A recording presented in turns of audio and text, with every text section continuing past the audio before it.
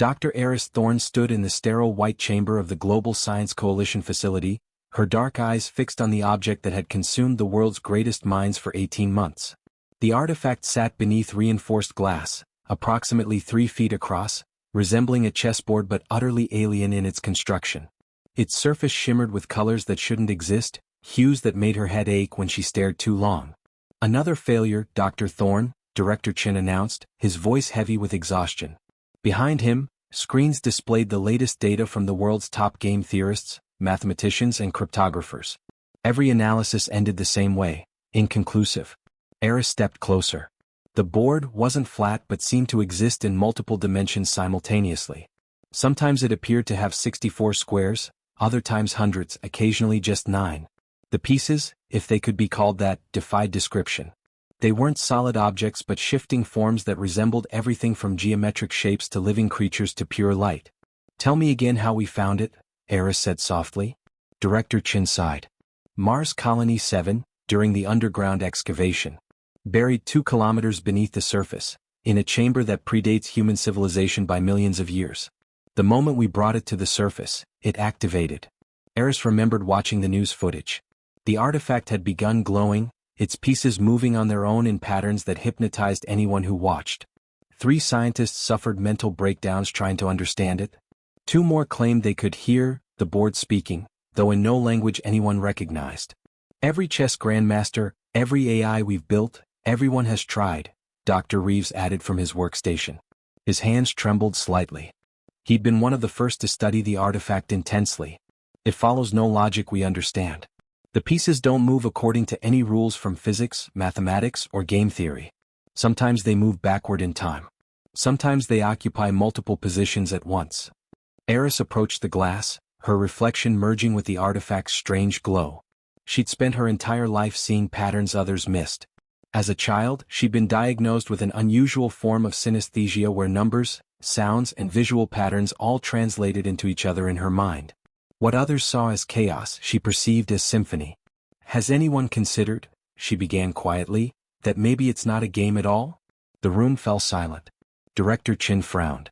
"What do you mean?" "We keep calling it a chess game because it superficially resembles one. But what if that's just how our limited perception interprets it?" Aris's eyes tracked one of the pieces as it shifted from a spiral shape into something resembling a star. "What if we're looking at a language, not a competition?" Dr. Reeves stood up abruptly. "A language? Dr. Thorne, we've run every linguistic analysis." "Not a written language," Aris interrupted, her voice gaining strength. "A mathematical one. A data structure. What if the moves aren't strategies but sequences? Information encoded in motion and position." For the first time in months, she saw something flicker in Director Chen's eyes. "Oh, I need complete access," Aris said firmly. "No interruptions. 48 hours alone with the artifact." "That's dangerous," Dr. Reeves protested. "The psychological effects are risks I'm willing to take." Aris turned to face them.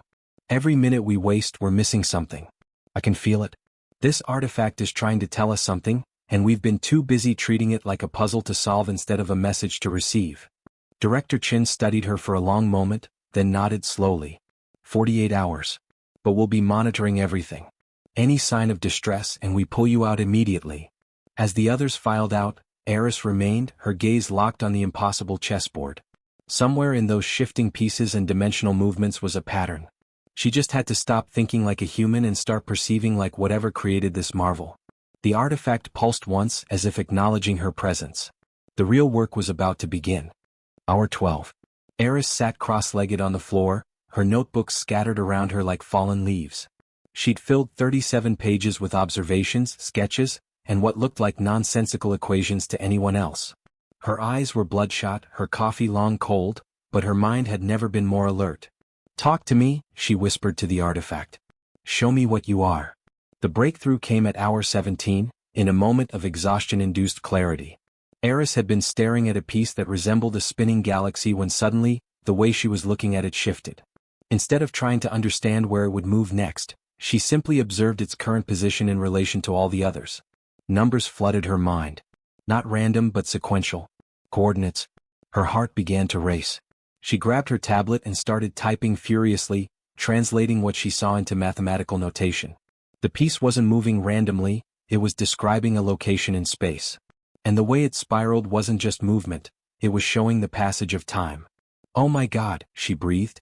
With trembling fingers, she began tracking every piece simultaneously, letting her unique cognitive abilities process them all at once. Where others saw chaos, she now saw structure. Each piece was a data point. Each movement was a value changing over time. The board itself was a coordinate system, but not for three-dimensional space. It mapped the entire observable universe across time. "Director Chen," she shouted at the intercom. "I need astrophysics data, immediately.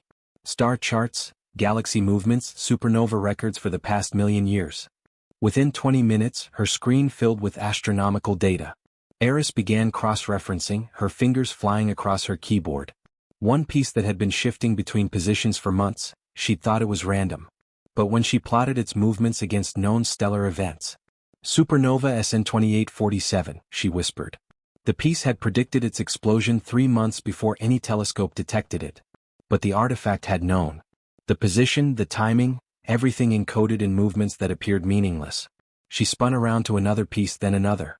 Each one told a story. The collision of two galaxies 70,000 light-years away. The formation of a new solar system in the Andromeda Galaxy. Events that had already been observed and verified, all predicted in the artifact's movements. But these were past events, things that had already happened. The light had just taken time to reach Earth. "You're not playing a game," Aris said aloud, standing up to face the artifact. "You're recording history. No. You're recording everything."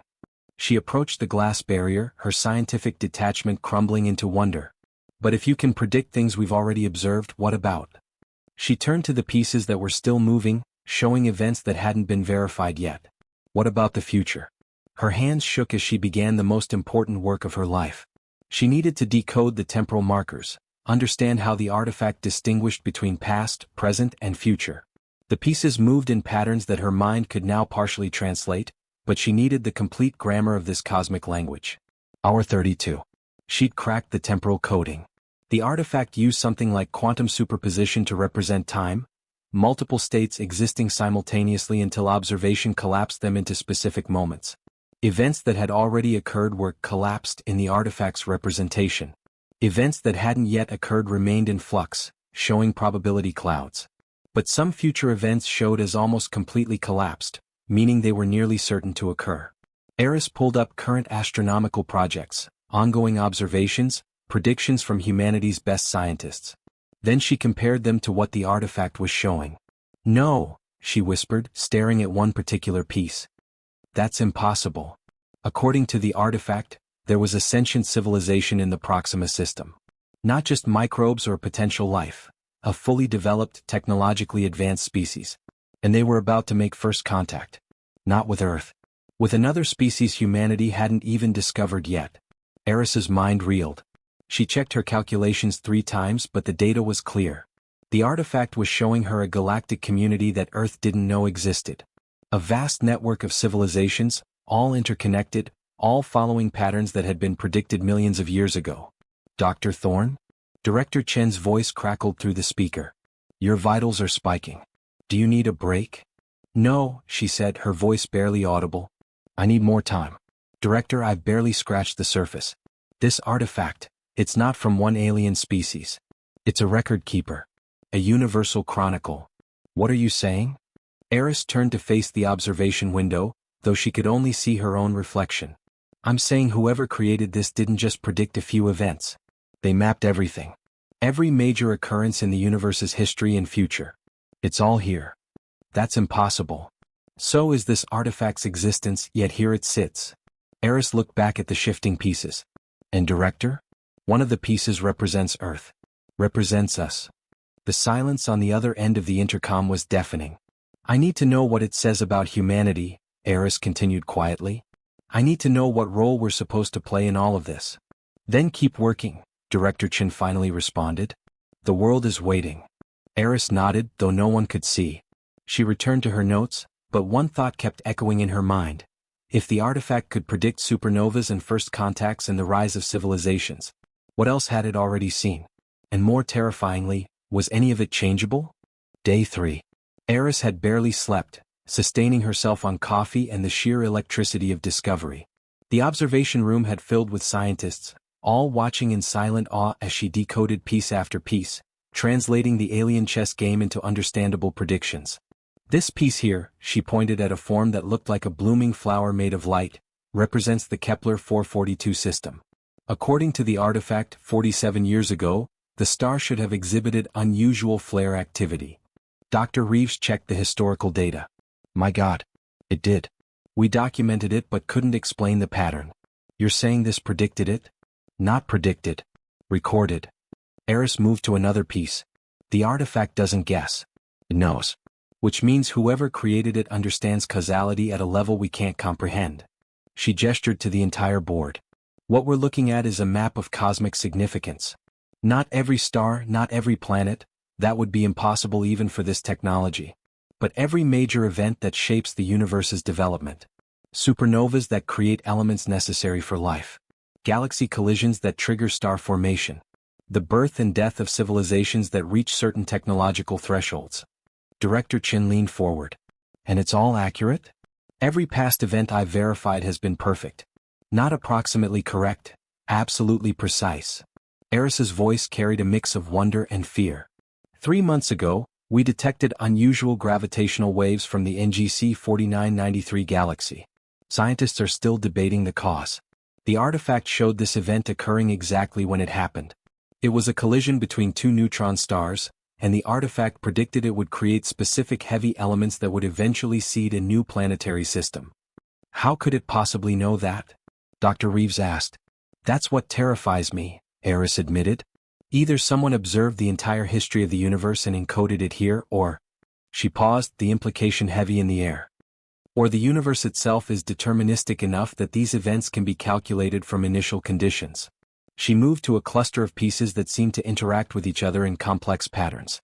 But here's where it gets truly extraordinary. These pieces don't represent stars or natural phenomena. They represent civilizations. The room went completely silent.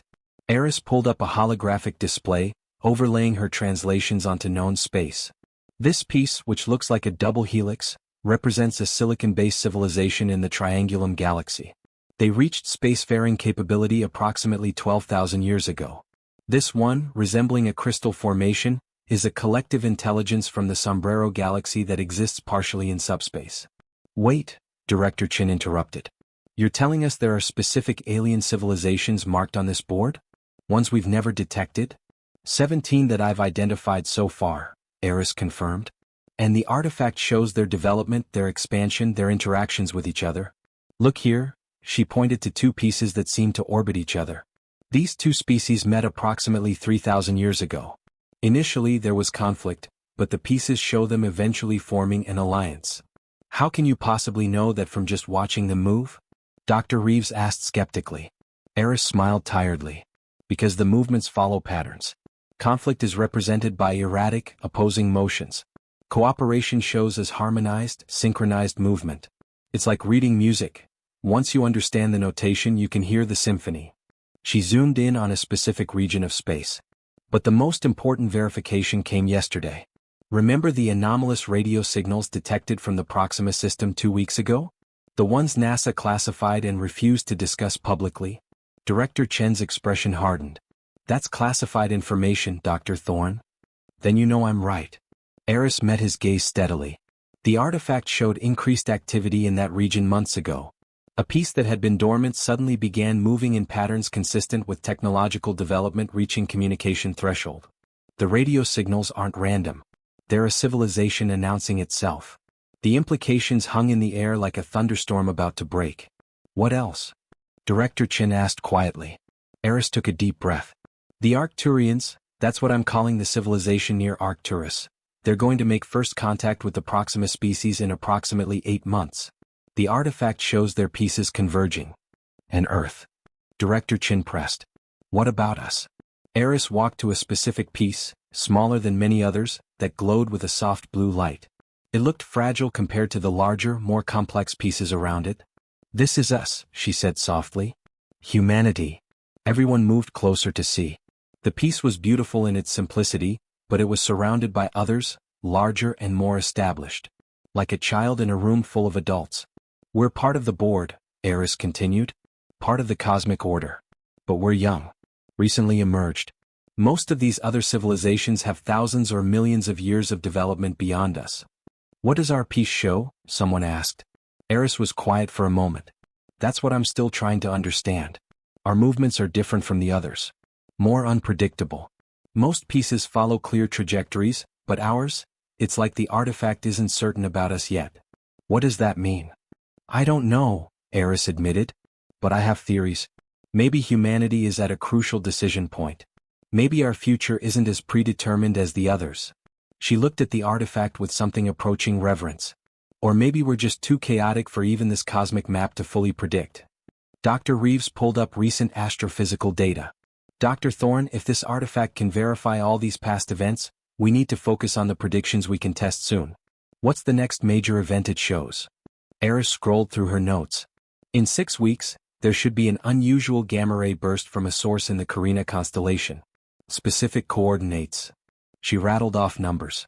It will last exactly 47 seconds and will have a specific signature that our current models can't explain. And if it happens? Then we'll know for certain, Aris said quietly. We'll know that this artifact is showing us the future. Not possibilities or probabilities but certainty. And then we'll have to face the biggest question of all. Which is? Aris looked at each of them in turn. If the future is already written in this cosmic game, do we have any choice at all? Or are we just pieces moving on a board, following a script written millions of years ago? No one had an answer. The artifact pulsed gently, its pieces continuing their eternal dance, indifferent to the existential crisis it had unleashed on the minds trying to understand it. 6 weeks later, at exactly 3:47 a.m. Greenwich Mean Time, the gamma-ray burst occurred. Precisely as predicted. Exactly 47 seconds. The specific signature that defied all current models. The global scientific community erupted. Dr. Aris Thorne became the most famous person on Earth overnight, but fame wasn't what occupied her mind as she stood before the United Nations Security Council. Behind her, the artifact had been relocated to a secure facility in Geneva, where teams of scientists worked in shifts to extract every piece of information from it. Members of the council, Aris began, her voice steady despite the weight of what she was about to reveal, we have now verified 43 predictions from the artifact. Not one has been incorrect. We are looking at something unprecedented, a complete map of significant cosmic events, past and future. The Secretary General leaned forward. Dr. Thorne, we've reviewed your reports. The existence of other civilizations, the galactic events, all of this is extraordinary. But what we need to understand is what this means for humanity specifically. What does this artifact say about our future? Aris had been dreading this question for weeks. That's complicated, she admitted. The artifact shows multiple pathways for humanity. Unlike most other civilizations on the board, which seem to follow more linear trajectories, our piece exhibits what I can only describe as quantum uncertainty. Explain it in simple terms, the Russian ambassador demanded. We're at a crossroads, Aris said simply. The artifact shows that within the next 100 years, humanity will either ascend to become a major player in the galactic community or, she paused, or we'll destroy ourselves and fade into insignificance. The room erupted in murmurs. The Secretary General called for order. What determines which path we take? The American representative asked. That's what I've been trying to understand. Aris pulled up a holographic display showing humanity's piece in relation to others. Most civilizations reach what I call threshold moments, points where their development could go in multiple directions. We're approaching several simultaneously. She highlighted different aspects of the display. The artifact shows that in approximately 30 years, we'll face a crisis. Climate-related, resource-related, I can't be completely certain.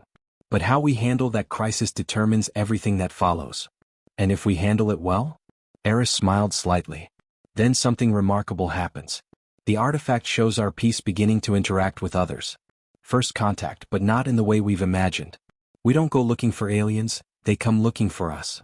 When? The Chinese ambassador asked sharply. Approximately 67 years from now, assuming we navigate the crisis successfully.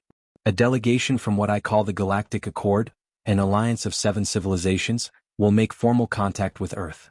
They've been observing us for centuries, waiting to see if we mature enough to join them. The weight of this information settled over the room like snow. And if we fail the test? Someone asked quietly. Aris's expression grew somber. The piece shows us fading. Becoming dimmer. The artifact suggests we'd survive, but in a diminished state. Isolated, struggling, cut off from the greater galactic community by our own choices. We'd be quarantined, essentially, too dangerous or too damaged to be allowed participation in the broader cosmic order. Director Chen, who had accompanied her, stood up. But Dr. Thorne has discovered something even more significant. Tell them about the role. Aris nodded. And this is crucial, if we make the right choices, the artifact shows humanity playing a unique role. Most civilizations in the Galactic Accord are ancient, stable, but somewhat rigid in their thinking. Humanity's piece, in the positive timeline, acts as a catalyst. A catalyst for what? The Secretary General asked. Change. Innovation. The artifact shows us introducing concepts and approaches that the older civilizations haven't considered in millennia. We become mediators, bridge builders, innovators. Our chaos, our unpredictability, the very traits that make us dangerous, also make us valuable if properly channeled. She zoomed in on a specific sequence. There's an event approximately 200 years from now. A crisis that threatens multiple civilizations. In the timeline where humanity has joined the Galactic Accord, our piece is central to resolving it. I don't understand the details yet, but we're apparently uniquely suited to handle whatever this challenge is. How is that possible? The British ambassador asked skeptically. We're newcomers, primitives compared to civilizations millions of years old. That's exactly why, Aris explained. We're fresh. We haven't fallen into the same patterns. Sometimes, the newest voice in the room sees the solution everyone else is too set in their ways to notice. She turned off the holographic display and faced the council directly. But here's what keeps me awake at night. The artifact is showing us our potential futures, but it's also showing us that we have agency. Unlike stars that follow physics without choice, unlike civilizations that seem locked into their paths, humanity's piece moves with genuine uncertainty. Is that good or bad? Someone asked. Both, Aris said honestly. It means we're not prisoners of fate. We can still choose. But it also means we can choose wrong. The artifact is giving us a warning and a promise. A warning that we're approaching a critical juncture, and a promise that if we face it with wisdom, incredible possibilities await us. The Secretary General stood. Dr. Thorne, this council needs to know. Does the artifact show which specific choices lead to which outcomes? Can we use it as a guidebook? Aris had wrestled with this question for weeks. Partially, she admitted. Some broad strokes are clear. Environmental stewardship, technological responsibility, global cooperation.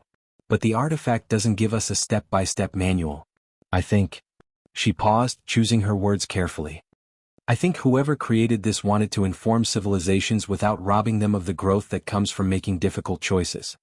So it's a test, the Russian ambassador said. More like a mirror, Aris corrected. It shows us what we're capable of becoming, both the heights we could reach and the depths we could fall to. But we still have to do the climbing or falling ourselves. Director Chen added, the ethical implications are profound. We now know that we're not alone, that we're being evaluated, and that our future place in the universe depends on choices we make today. This information will change everything: politics, economics, philosophy, religion. Which is why we must control how this information is released, the Secretary General said firmly. If the public learns everything at once. With respect, Aris interrupted, we don't have that luxury. 6 other nations have begun building their own artifacts based on our research. Private companies have offered billions for access. The truth will come out whether we manage it carefully or not. She looked around the room at the faces of people who suddenly held humanity's future in their hands. The question isn't whether to tell the world. It's how to tell them in a way that inspires hope rather than fear, that encourages wisdom rather than recklessness. What do you recommend? The Secretary General asked. Aris thought about the countless hours she'd spent with the artifact, studying the dance of civilizations across time and space. Tell the truth. All of it. Trust humanity to rise to the challenge. Because if we can't trust ourselves with this knowledge, we've already failed the test. The council members exchanged glances. History was being made in this room, decisions that would echo across centuries. Very well, the Secretary General finally said. We'll prepare a global address. Dr. Thorne, you'll present the findings to the world. But I have one final question.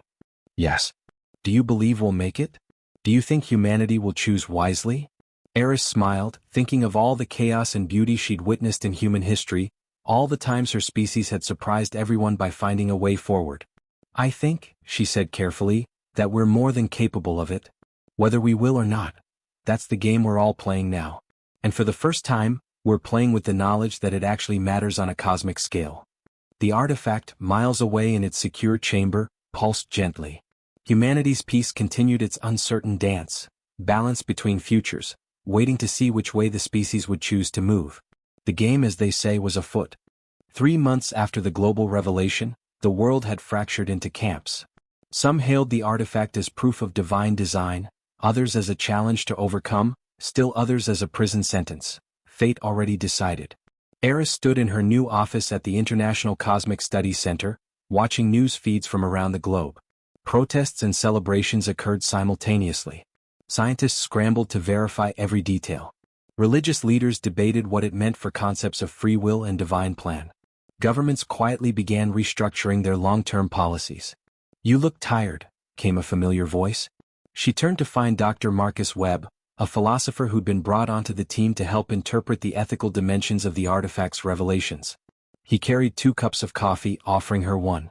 "I haven't slept properly in months," Aris admitted. "Every night I dream about the board. About the pieces moving. About watching humanity's peace flicker between possibilities." Marcus sat down, his elderly face showing deep concern. "You've given the world knowledge that prophets and mystics have sought for millennia. The burden of that is immense." "Sometimes I wish I'd never decoded it," Aris confessed, a vulnerability she'd shown to almost no one. 3 people have taken their own lives, citing the artifact's predictions. They said if fate was already written, what was the point? And I. Her voice cracked. "I gave them that despair." "No," Marcus said firmly. "You gave them information. What they did with it was their choice, which, ironically, proves the artifact isn't as deterministic as they believed." Aris walked to the window. "But that's the paradox, isn't it? The artifact shows possible futures, which means it's acknowledging choice exists. But by showing them, does it constrain those choices? If I tell you that taking path A leads to disaster, are you really free to choose it? Or have I essentially forced you onto path B? The old fortune-teller's dilemma," Marcus mused, "amplified to a cosmic scale.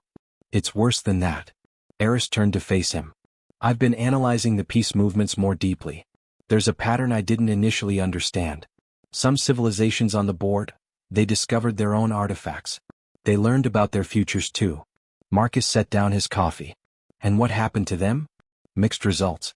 Some used the knowledge to avoid disasters, to optimize their development. They reached stable, peaceful existences." But Aris pointed to her tablet, showing a complex pattern. "But their pieces stopped moving with the same vibrancy. They became predictable. Say, stagnant. They traded growth for security," Marcus understood immediately. "Exactly. Meanwhile, other civilizations rejected the knowledge. Some destroyed their artifacts, others ignored the predictions. Those pieces move more chaotically but also more dynamically. They experienced more suffering, more setbacks, but also more breakthroughs, more unexpected achievements." "You're saying there's a cost to cosmic knowledge." "I'm saying there might be a reason the artifact was buried on Mars rather than openly displayed. Maybe whoever placed it there understood that this knowledge is a double-edged sword. It can save a civilization from destruction, but it can also rob them of the stumbling, chaotic process that leads to genuine innovation." Before Marcus could respond, Director Chen burst into the office. "Dr. Thorne, you need to see this immediately." They rushed to the main analysis chamber where the artifact now resided. A crowd of scientists stood staring at the board, their faces showing a mixture of awe and terror. "What's happened?" Aris demanded. Dr. Reeves pointed with a shaking hand. "It's changing. The future predictions, they're updating in real time." Aris looked at the board. He was right. Pieces that had shown stable positions were now moving, reconfiguring. Most significantly, humanity's peace was shifting, its probability clouds collapsing into more defined pathways. "What does it mean?" someone asked. Aris studied the patterns, her unique cognitive abilities working overtime to interpret the changes. "It means we're making decisions. Major ones. The artifact is responding to choices we've made since the revelation." She pulled up her analysis software, comparing the current state to records from 3 months ago. "Look, our peace is moving toward greater interaction with others. Countries are cooperating on space exploration in unprecedented ways. Climate initiatives have accelerated. The knowledge has shifted our trajectory. Is that the good path or the bad one? Director Chen asked. Both, Aris said, pointing to the branching pathways still visible. We're moving toward the better timeline, but we haven't locked it in yet. We're still at the threshold. One major mistake, one failure of cooperation, and we could slide back toward the darker path. Dr. Reeves zoomed in on another section of the board. Dr. Thorne, there's something else. This piece here, the Arcturians. Their predicted first contact with the Proxima civilization. It's accelerating. It's going to happen sooner than we thought. How much sooner? Weeks. Maybe days. The implications hit everyone simultaneously. If other civilizations were making first contact sooner, following accelerated timelines, it meant the entire cosmic order was responding to humanity's revelation. The knowledge wasn't just changing humanity's future, it was creating ripples throughout the galactic community. They know, Marcus said quietly. The other civilizations. They know we've decoded the artifact. Aris nodded slowly. Which means they know we're aware of them. The game has changed for everyone. An alarm suddenly blared. Every screen in the room lit up with the same alert. Unidentified signal detected. Origin. Beyond solar system. I thought we had 67 years, Director Chen said, his voice barely above a whisper. Aris stared at the artifact, watching humanity's peace pulse with new energy, moving in patterns she'd never seen before.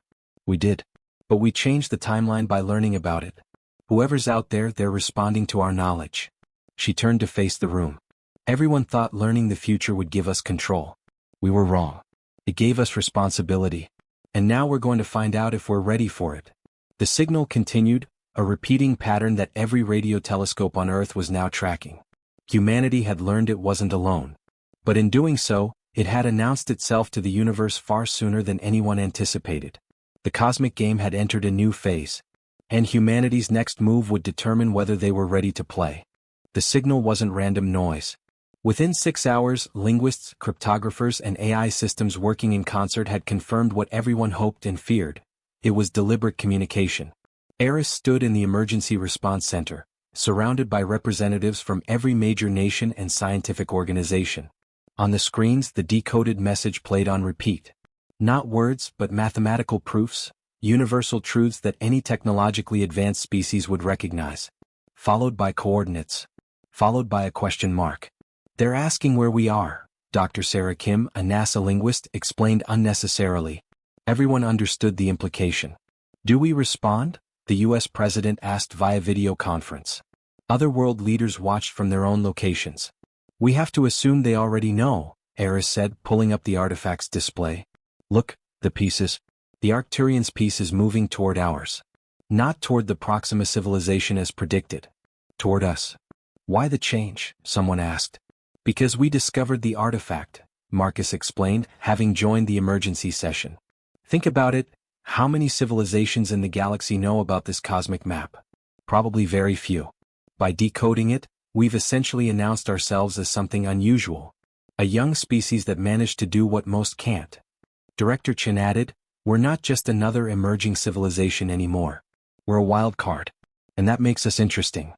Or dangerous, the Chinese premier noted. Aris couldn't disagree.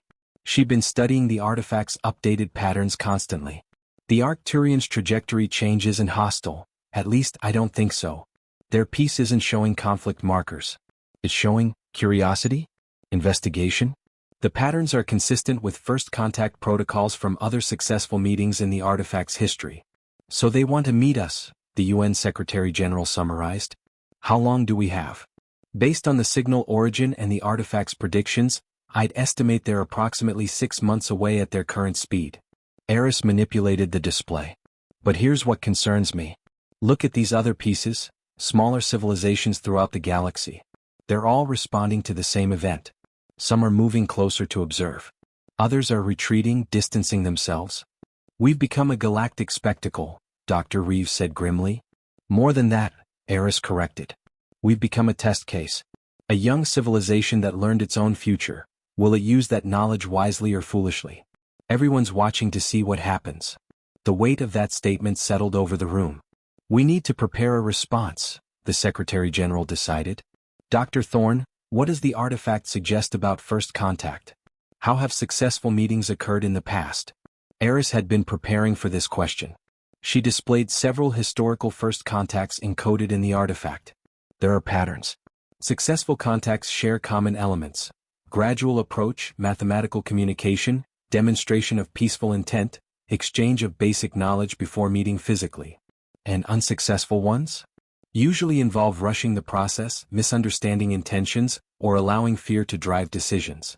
She highlighted one particularly dark sequence. This civilization responded to first contact with aggression, viewing it as invasion.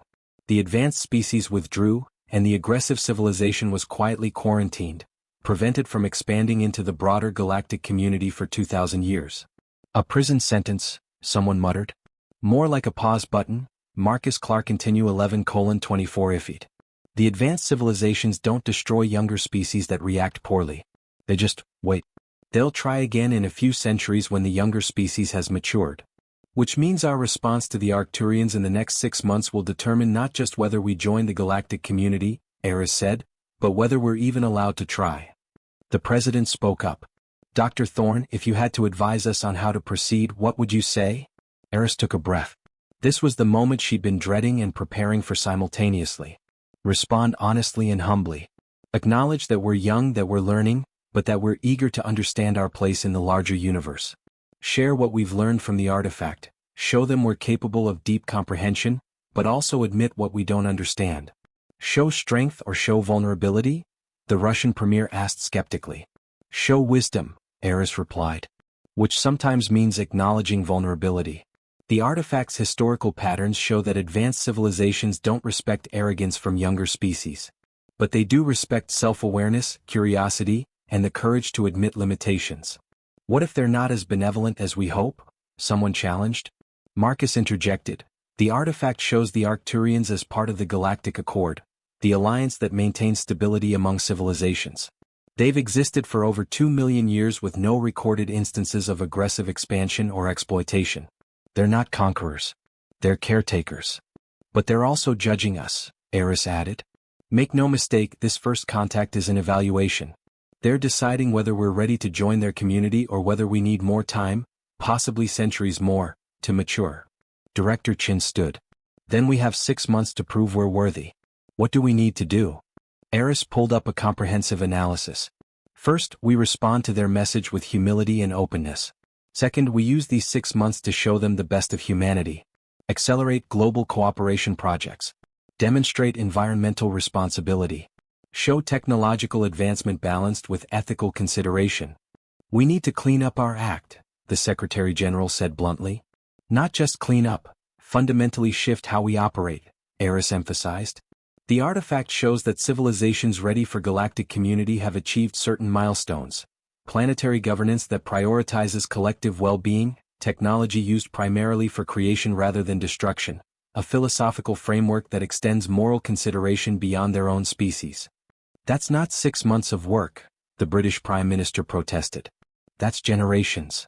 Then we show them we're on that path, Marcus suggested. We don't have to be perfect. We have to be genuine in our effort and clear in our direction. Aris nodded. Exactly. Think of it like a university admission.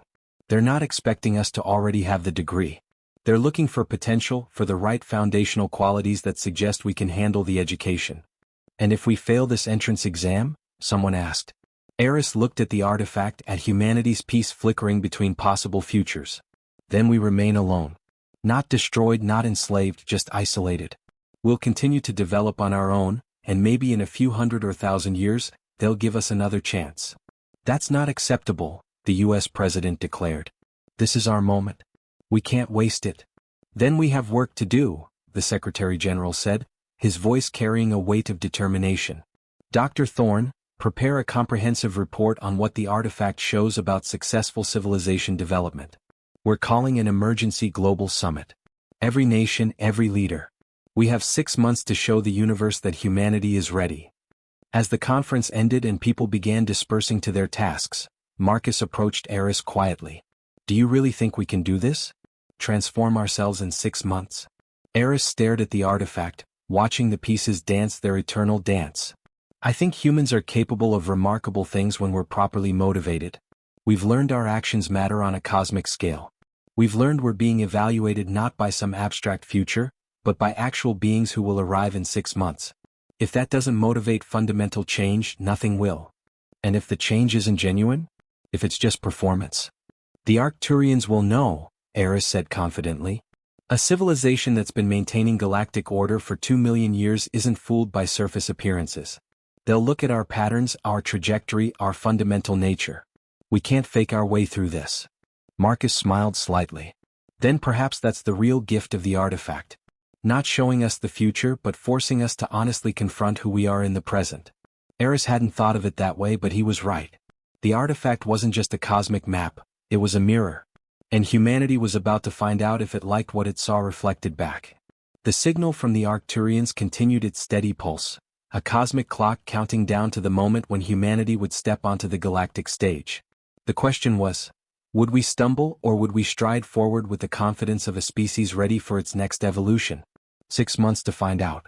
6 months to prove we deserved our place among the stars. Month 2 after the Arcturian signal. The world had changed in ways both profound and subtle. Aris watched from her office as news feeds showed unprecedented global cooperation. The Antarctic Climate Restoration Project, funded by 20 nations working together.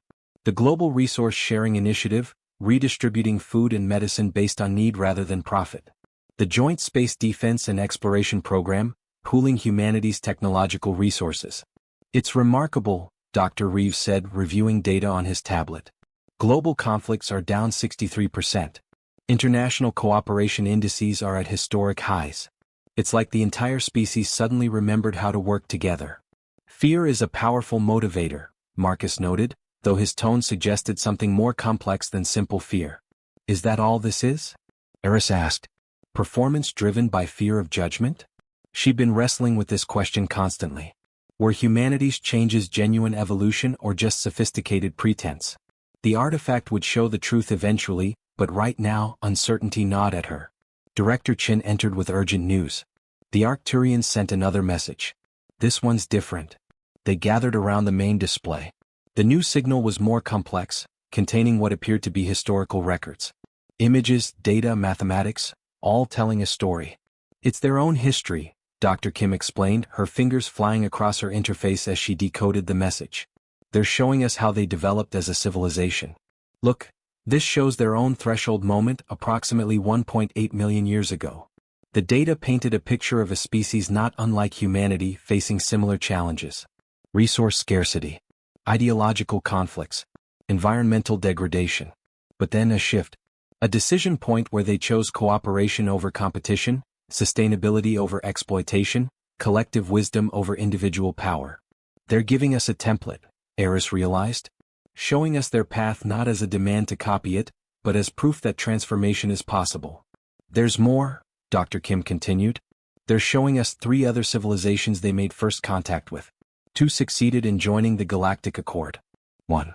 She paused, highlighting a sequence. 1 refused. Chose isolation.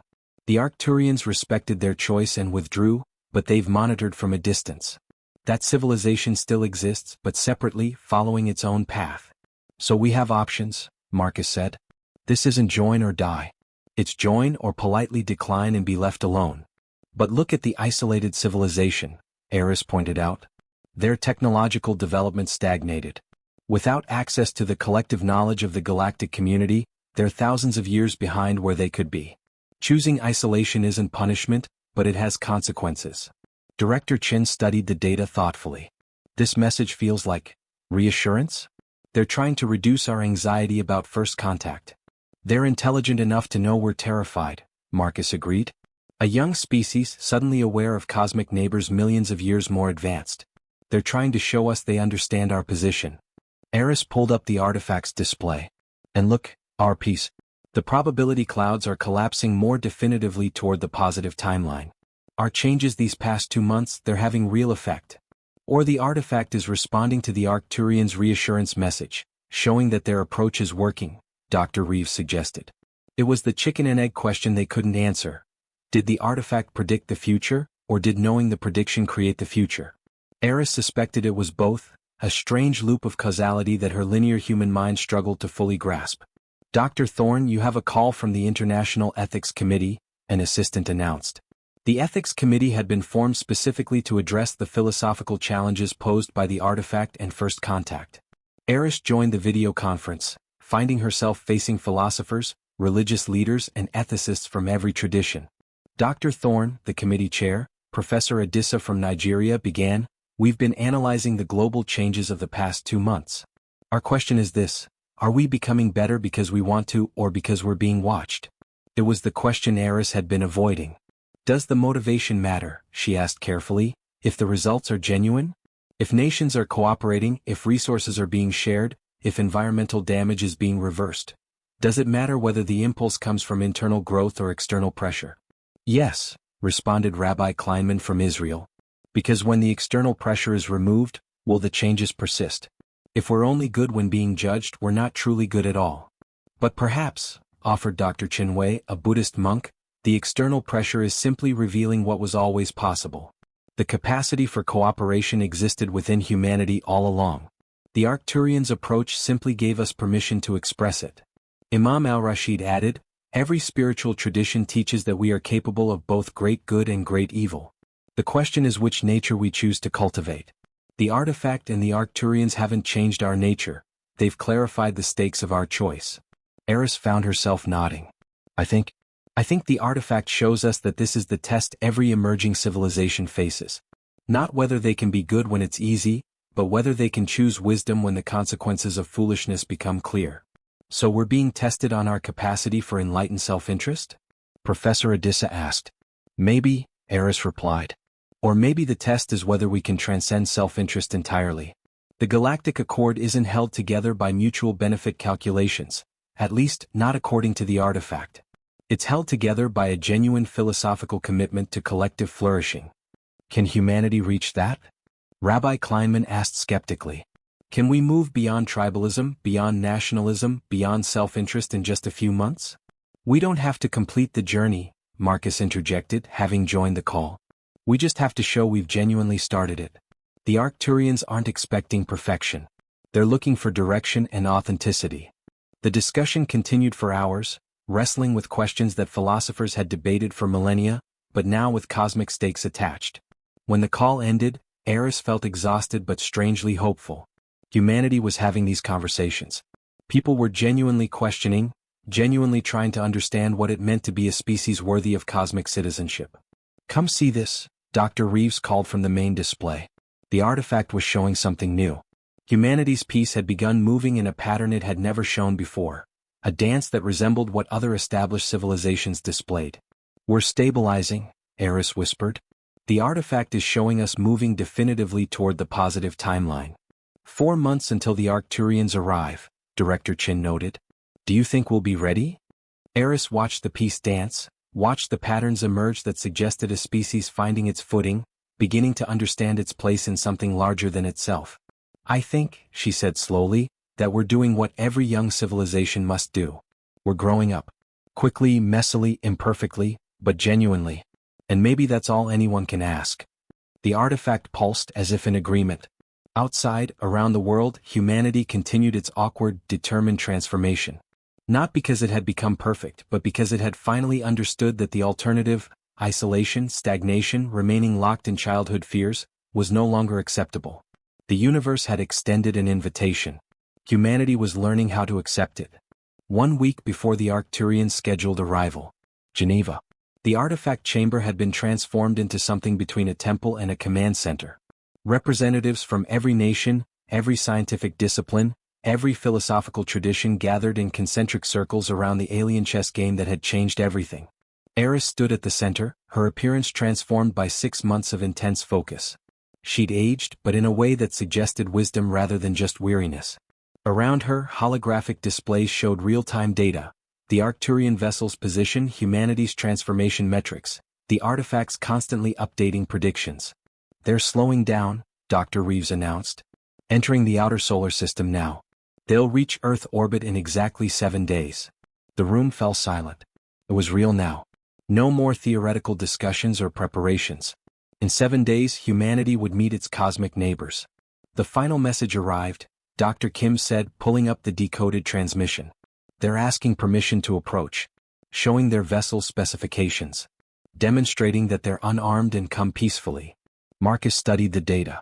Even in their overwhelming technological superiority, they're asking permission, treating us as equals despite the obvious power imbalance. That's the test, isn't it? Aris said quietly. Can we respond with the same dignity?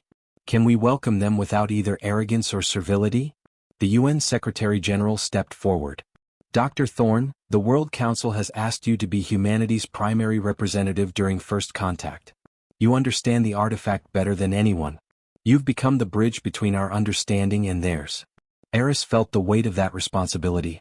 I'm a scientist, not a diplomat. You're the person who saw what others couldn't, Director Chen countered. Who translated cosmic patterns into human understanding. That's exactly what we need. She looked around at the faces watching her, human faces representing every culture, every perspective, every hope and fear of the species. I'll do it, she said. But not alone. We need to show them all of humanity, not just one representative. They need to see our diversity, our complexity, our beautiful messiness. Agreed, the Secretary-General said. We're assembling a delegation. Scientists, artists, philosophers, children, elders. Every voice that makes us who we are. Over the next 7 days, preparations reached fever pitch. But something interesting was happening. As the deadline approached, humanity didn't panic. Instead, a strange calm settled over the world. Aris noticed it in the artifact's display. Humanity's peace had stopped flickering between possibilities. It had stabilized in a pattern that showed confidence, readiness, mature purpose. We've changed, she told Marcus as they reviewed the final preparations. Not just in our actions but fundamentally. The artifact shows it. We're not the same species we were 6 months ago. Is anyone worried this is too fast? Marcus asked. That genuine transformation can't happen this quickly? Evolution usually takes generations, Aris acknowledged. But when the selective pressure is strong enough, rapid adaptation is possible. We've been under the ultimate selective pressure. Adapt or remain cosmically irrelevant. So it's genuine? I think so. Look at the persistence of changes. Even as the initial fear faded, the cooperation continued. Nations that hated each other for centuries are working together not because they have to, but because they've remembered they can. Children are being taught differently. Resources are being allocated differently. Art, music, literature, it's all shifting toward themes of connection rather than division. She pulled up global data. It's not perfect. There are still conflicts, still inequalities, still problems. But the direction is clear. We're becoming a species that might deserve a place among the stars. Marcus smiled. You know what I think the real gift of the artifact was? What? It gave us a reason to believe change was possible. Humans are good at cynicism, at assuming the worst. The artifact showed us a future where we succeeded, where we became something better. And knowing it was possible made it achievable. A self-fulfilling prophecy, Aris mused. But the best kind. The day before the Arcturians' arrival, Aris stood before the artifact one final time in solitude. She'd spent so many hours with this impossible object, learning its language, understanding its patterns. Thank you, she whispered to it. Whoever created you, wherever they are. Thank you for showing us what we could become. The artifact pulsed, and in that moment, Aris saw something she'd never noticed before. A piece she'd always assumed was just part of the board structure. But now, looking at it with everything she'd learned, she realized it was another civilization. One that wasn't part of the current galactic order. The creators of the artifact itself. They were shown in the distant past, an ancient civilization that had reached a level of understanding so profound they transcended individual existence. They'd created the artifact not as a tool for themselves, but as a gift for younger species. A cosmic guidebook, a mirror, a prophecy engine designed to help emerging civilizations navigate their threshold moments. You've been gone for millions of years, Aris said softly, but you're still teaching us. Still helping. Is that what we'll become someday? Not just members of the Galactic Accord but guardians ourselves? Teachers for the civilizations that come after us. The artifact didn't answer. It never did, not directly. But in its patterns, in the dance of pieces representing countless worlds and species across time and space, Aris saw the implication. Yes, that was the ultimate path. Not just to join the cosmic community but eventually to maintain it. To become the wise elders that the Arcturians were now, and to someday create tools like this artifact to help others. It was a future measured not in decades or centuries, but in millions of years. A vision so vast it should have been overwhelming. Instead, Aris felt peaceful. One step at a time, she told herself. First we say hello. The next morning, the world watched as a vessel materialized in Earth orbit. Not threatening, not massive. Almost modest in size, as if the Arcturians understood that humility was more important than display. Aris stood in the International Welcome Center, surrounded by humanity's delegation. Children and elders. Scientists and poets. Representatives of every nation, every culture, every perspective that made humans unique. The message came, "We are honored to meet you. May we come closer?" Aris smiled. After everything, it came down to a simple greeting. A knock on the door. A neighbor asking to visit. She looked at the delegation, saw them nod their agreement, and spoke words that would echo through human history. "Welcome, neighbors. We've been waiting for you." The Arcturian representative didn't look like anything humanity had imagined. Not humanoid, not monstrous, something in between and beyond. Composed of light and something that resembled crystalline structure, shifting form based on communication needs. But when it spoke, through technology that translated thought directly into understanding, its voice carried warmth. "Dr. Thorne. It is deeply fulfilling to finally meet the mind that heard what we left for you." Aris blinked in surprise. "What you left?" The Arcturian's form rippled with what she interpreted as gentle amusement. "Did you think the artifact was found by chance? We placed it in your path when your species was ready to begin looking outward. Every emerging civilization receives such a gift, though each artifact is unique to its recipient's needs." The implications stunned her. "You've been guiding us all along." "Not guiding. Offering perspective. The choices were always yours. We simply provided information that allowed you to make those choices with greater wisdom." Over the next hours, as the delegation met with the Arcturians, a picture emerged of something Aris had only partially understood from the artifact. The Galactic Accord wasn't a government or empire. It was a philosophical commitment, a community of civilizations that had independently reached similar conclusions about what made existence meaningful. They didn't conquer or control. They taught, guided, and occasionally intervened to prevent younger species from destroying themselves before they matured. "We've watched hundreds of species reach their threshold moments," the Arcturian explained. "Some, like you, choose growth. Others choose isolation or self-destruction. We respect all choices, but we celebrate when a species chooses to join the larger community." "Why?" a young girl from the delegation asked with childlike directness. "Why do you care about us?" The Arcturian's form shifted to something smaller, less overwhelming. "Because we were once like you. Frightened, alone, uncertain of our place. Another ancient species guided us. We now pass that gift forward. Someday, millions of years from now, you will do the same for others." Marcus stepped forward. "The artifact showed us potential futures. How much of what it showed was prediction, and how much was suggestion?" "Yes," the Arcturian replied, and Aris understood immediately. "Both. Neither." The distinction didn't matter in the way humans thought it did. "The future is not fixed," the Arcturian continued, "but neither is it random. There are pathways, probabilities, patterns. The artifact showed you which patterns lead to flourishing and which lead to suffering. You chose flourishing. That choice shaped your reality." Over the following weeks, as humanity integrated with the Galactic Accord, transformations accelerated. Not just technological, though the Arcturians shared advances that would take humanity centuries to develop alone, but philosophical and social. Aris found herself working with representatives from dozens of alien civilizations, each offering unique perspectives on existence, meaning, and cosmic purpose. The humans were the youngest, the newest, but they weren't treated as inferior. Instead, they were welcomed as bringing fresh viewpoints to ancient discussions. "Your chaos is valuable," one elder species told her.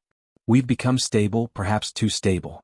You remind us of what it means to still be discovering, still be reaching." 6 months after first contact, Aris returned to the artifact chamber. The device no longer needed constant study. The Arcturians had given humanity access to complete databases of cosmic knowledge. But she felt drawn to it anyway, this object that had changed everything. Looking for answers? Marcus joined her as he often did. Looking for questions, Aris corrected.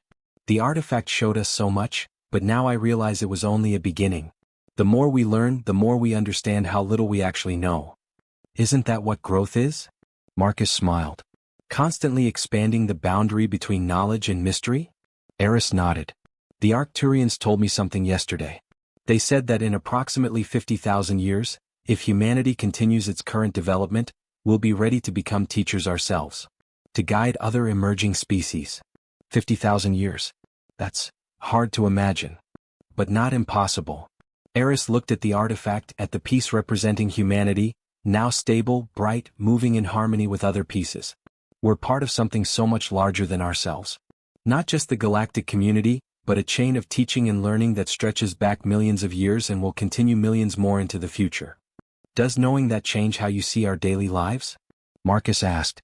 When the stakes are measured in millions of years, do our individual choices still matter? They matter more, Aris said firmly. Because those millions of years are built from individual choices, day after day, person after person.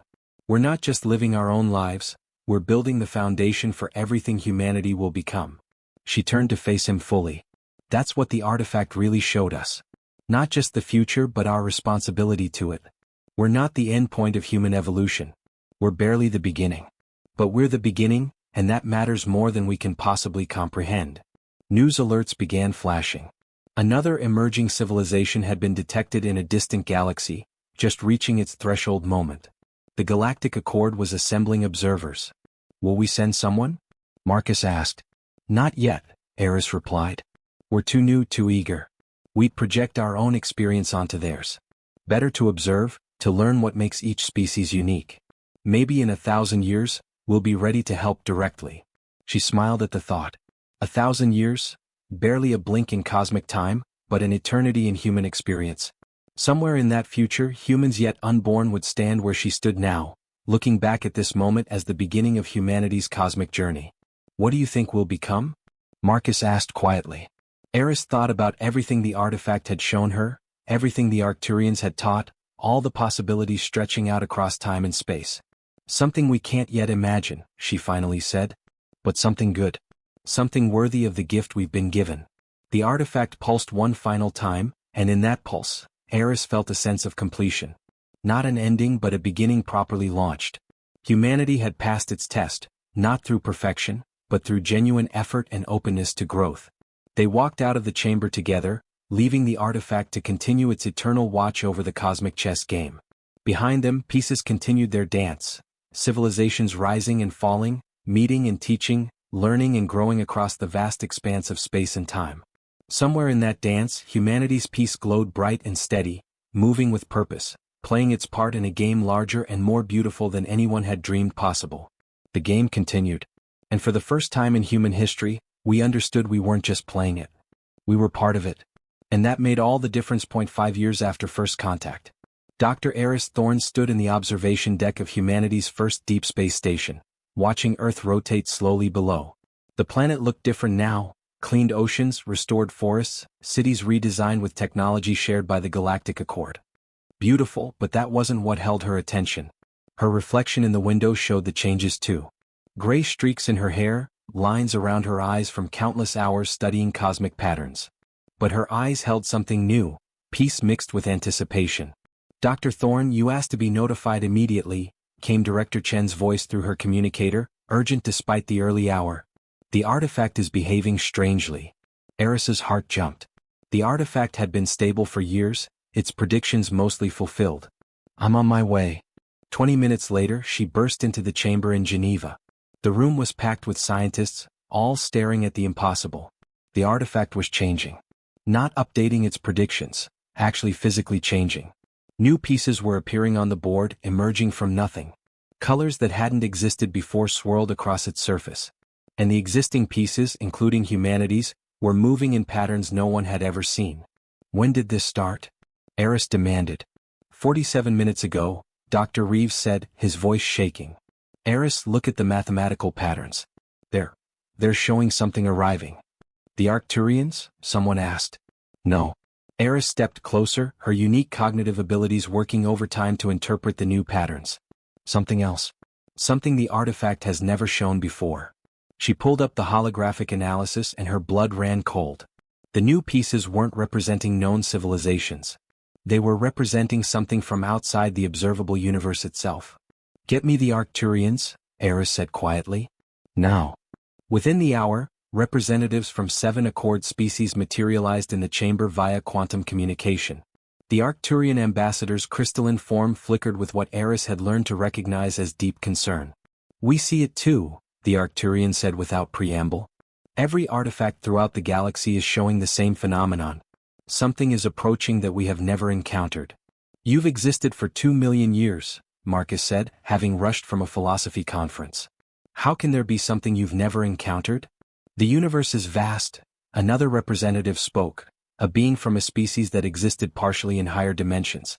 "And older than any of our civilizations. The artifacts were created by beings far more advanced than any of us. If they're showing something new, then it's important," Aris finished. "Possibly dangerous. Or possibly wonderful," the Arcturian corrected gently. "We must not assume threat."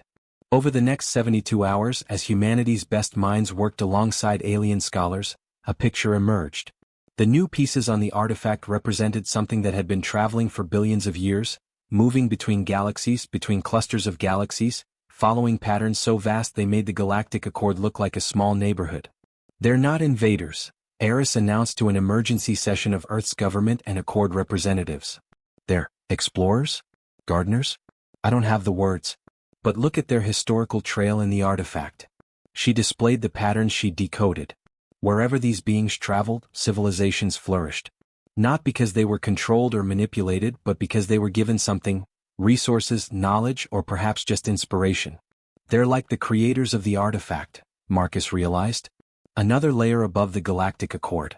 Not teachers for individual species, but teachers for entire galactic communities." "And they're coming here," Director Chen said. "Why?" Aris studied the patterns more carefully. The new pieces were converging on one specific location in the galaxy.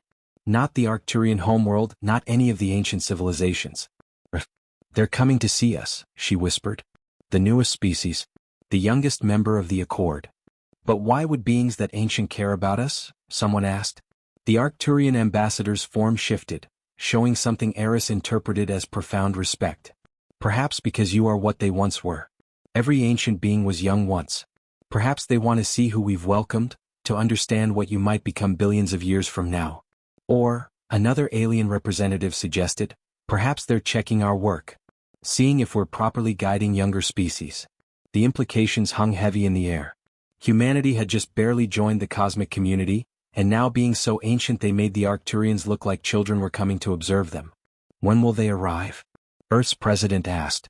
"According to the artifact, 3 months," Aris said. "But there's something else. Something I don't fully understand yet." She zoomed in on humanity's piece. It was glowing brighter than ever before, pulsing with energy that seemed to resonate with the approaching ancient beings. "It's like there's a connection," Aris struggled to explain. "Like they've been waiting for us specifically." "That's impossible," Dr. Reeves protested. "Humanity has only been spacefaring for a few decades. These beings are billions of years old. They couldn't have been waiting for us. Unless," Marcus said slowly, "unless time works differently for them. Unless they exist outside normal causality and can see all of history simultaneously, past, present, and future collapsed into one eternal moment." Aris felt a chill run down her spine. If that's true, then they've always known about us. About this moment. About what we'll become. The artifact pulsed, and suddenly Aris understood something she'd missed for 5 years. She pulled up her very first analysis, the initial patterns she'd decoded when she first cracked the artifact's language. "Oh my God," she breathed. "I was wrong. I thought the artifact was created by an ancient civilization that disappeared. But look at this pattern here, this piece I could never quite identify." She highlighted it, and as she did, it began to glow in resonance with the approaching beings. "The creators of the artifact didn't disappear," Aris said, her voice filled with awe. "They ascended. They became these beings. And they've been watching over the younger species ever since, guiding through the artifacts they left behind. And now they're coming back," the Arcturian said softly. "Perhaps to see the results of their work. To see how the garden they planted has grown." Over the next 3 months, preparations took on a different character than the ones before the Arcturian arrival. This wasn't about proving humanity was worthy, it was about understanding what it meant to meet beings who existed on a timescale measured in billions of years, who had transcended individual existence to become something beyond comprehension. Aris spent long hours with the artifact, decoding new patterns that kept emerging. Each one showed her more about these ancient beings. They weren't gods despite their power. They were what any civilization could become given enough time, enough growth, enough commitment to wisdom over power. They're showing us our ultimate potential, she told Marcus one evening. Not just humanity's but every species. The Galactic Accord is one stage of development. But there are stages beyond that. These beings represent the final form, pure consciousness, pure purpose, existing to nurture younger life. Does that frighten you? Marcus asked. It inspires me, Aris admitted. To know that even after billions of years, existence still has meaning. That these beings haven't grown bored or nihilistic, but instead have found purpose in teaching, in helping, in witnessing the growth of others. What do you think they'll say to us? Aris smiled. I don't think they'll say anything. I think they'll listen. They're coming to hear humanity's story, to understand what makes us unique, what will contribute to the cosmic tapestry. The day arrived without fanfare. No massive ships, no dramatic displays. One moment, space was empty. The next, there was simply a presence, felt by every human simultaneously, not through technology but through something deeper. Aris found herself standing in the artifact chamber, and she wasn't alone. Every member of humanity's delegation, every major thinker and leader, had been drawn there instinctively. The artifact blazed with light, and through it they felt rather than saw the ancient beings. There were no words, but communication happened nonetheless.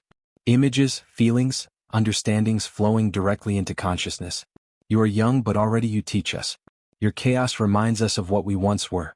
Your hope shows us that the cycle continues. We were like you once. Afraid, uncertain, reaching for stars we could barely see. We created the artifacts not to control your growth, but to offer our experience.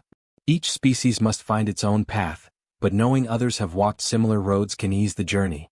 You asked why we came to you, youngest of the young. We came because you remind us why we do this. Why we became what we are.